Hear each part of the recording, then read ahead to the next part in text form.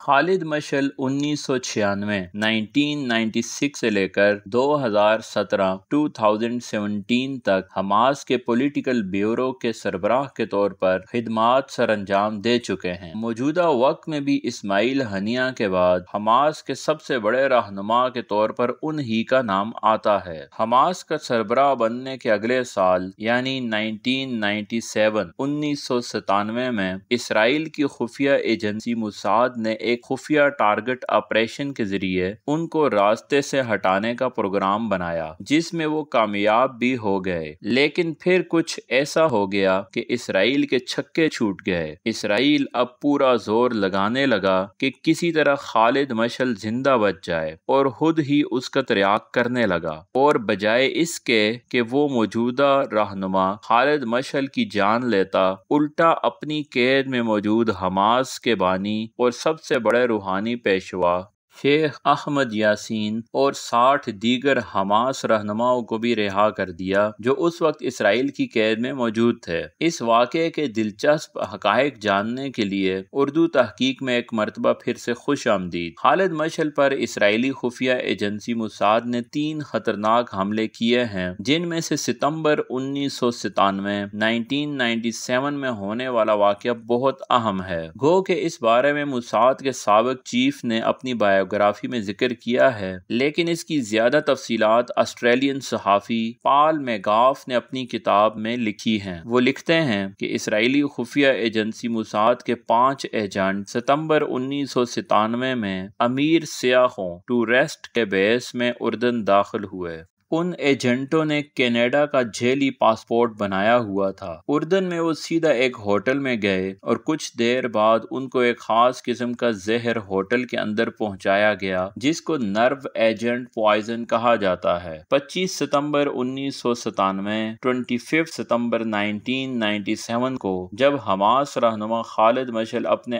Office میں داخلے کے لیے جیسے ہی اپنی گاڑی سے اترے تو طاق میں بیٹھے ایک موساد ایجنٹ نے قریب آ کر ان کے بائیں کان کے قریب اپنے دائیں ہاتھ کو بڑھایا۔ اس کی کلائی پر کچھ خاص چیز لپٹی ہوئی تھی جو سرخ ہو گئی۔ قریب موجود لوگوں کو کوئی پٹاخہ پھٹنے کی آواز آئی اور کچھ عرصہ بعد خود خالد مشعل نے بتایا کہ ان کو ایسا محسوس ہوا جیسے ان کو کرنٹ لگا ہو اور کچھ دیر تک ان کا جسم بھی کانپتا رہا۔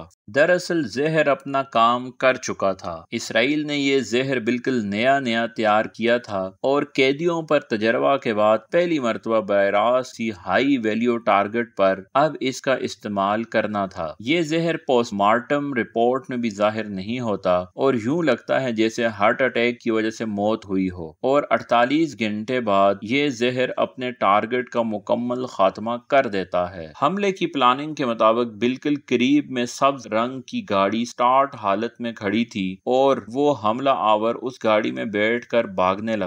ایک گارڈ ابو سیف نے ان کے پیچھے دوڑ لگا دی، لیکن حملہ آور کی گاڑی نکل چکی تھی۔ ابو سیف نے ایک ٹیکسی روکی اور حملہ آوروں کے پیچھے دوڑا دی۔ آگے ٹریفک میں حملہ آوروں کی گاڑی پھنس گئی۔ ابو سیف اپنی گاڑی سے اترا اور حملہ آوروں کی گاڑی کی جانب لپکا۔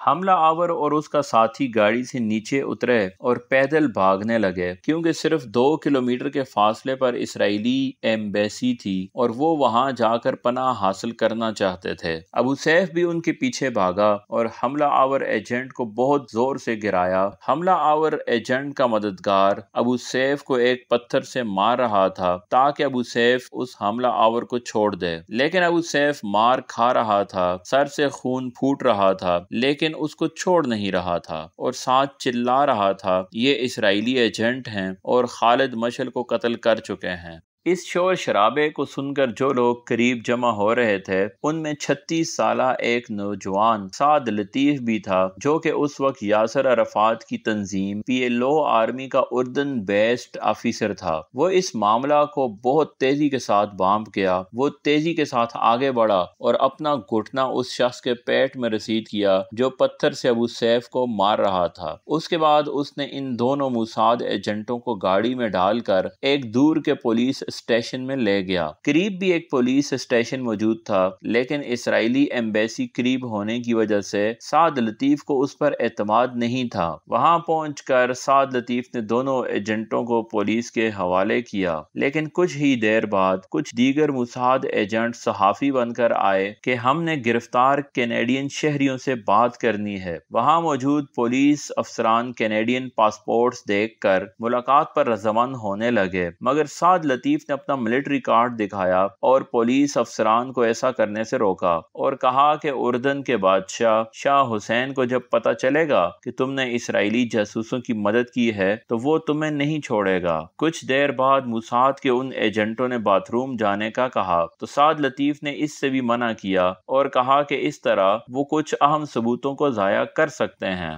آنن فانن یہ خبر اردن کے بادشاہ کنگ حسین بن طلال، اردن کے انٹیلیجنس چیف جنرل سمیع البطیخی اور اسرائیل کے نیتن یاہو سب کو پہنچ چکی تھی۔ کچھ دیر بعد موساد کے باقی 3 ایجنٹ بھی گرفتار ہو گئے۔ اسرائیلی وزیر اعظم نیتن یاہو نے فون پر اردن کے بادشاہ حسین بن طلال کو کہا کہ موساد چیف ڈینی یاٹم ان کی جانب میرا پیغام لے کر آ رہے ہیں۔ اردن کا بادشاہ شاہ حسین بن طلال فوراً سمجھ گیا کہ یہ کارروائی موساد کی ہی ہے، اس وجہ سے تمام موساد کے جاسوسوں کو نامعلوم مقام پر منتقل کر دیا گیا اور اسرائیلی ایمبیسی کو بھی گھیرے میں لے لیا گیا تاکہ نہ کوئی شخص اندر جا سکے اور نہ باہر آ سکے۔ موساد چیف اردن پہنچا تو شاہ حسین بن طلال نے اپنے انٹیلیجنس چیف کے ہمراہ اس سے ملاقات کی اور کہا کہ اردن میں 30 لاکھ فلسطینی مہاجر موجود ہیں اور تمہاری حرکت کی وجہ سے اردن کا امن تباہ ہو جائے گا۔ موساد چیف نے جب شاہ عبداللہ کو بتایا کہ 48 گھنٹوں کے بعد خالد مشعل کی موت ہو جائے گی تو کنگ حسین بن طلال نے موساد چیف کو دھمکی دی کہ وہ سب ایجنٹوں کو پھانسی دے دے گا اور اسرائیل کے ساتھ تمام سفارتی تعلقات ختم کر دے گا۔ اس پر موساد چیف نے فون کر کے موساد کی ہی ایک فیمیل ڈاکٹر کو بلایا۔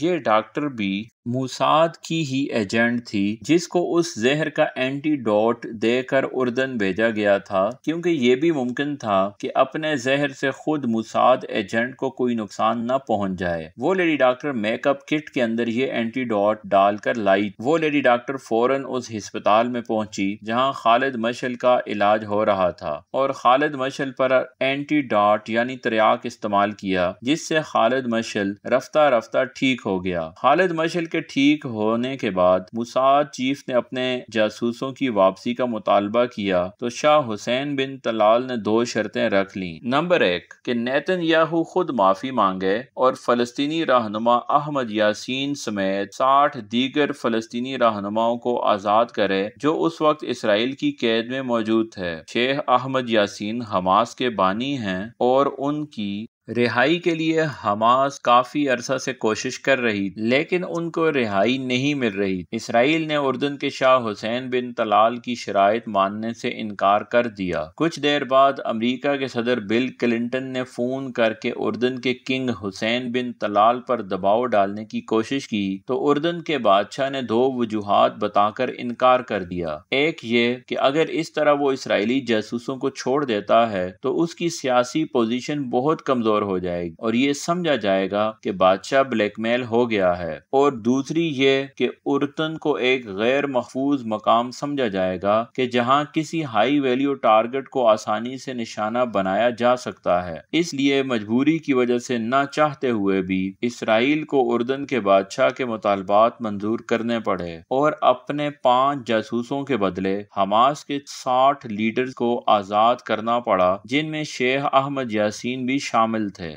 محترم ناظرین، آپ کے خیال میں سارے واقعے کا ہیرو کون ہے؟ ابو سیف، سعد لطیف یا اردن کا بادشاہ شاہ حسین بن طلال؟ کمنٹ میں ضرور بتائیے۔ 1973 عرب اسرائیل جنگ جیتنے کے بعد اسرائیلی وزیر اعظم نے ایک اعتراف کیا تھا کہ اس نے سیرت النبی صلی اللہ علیہ وسلم کے مطالعہ سے ایک ایسا نقطہ حاصل کیا ہے جس کی وجہ سے وہ یہ جنگ جیتے ہیں۔ اس انکشاف کو جاننے کے لیے یہاں کلک کیجیے۔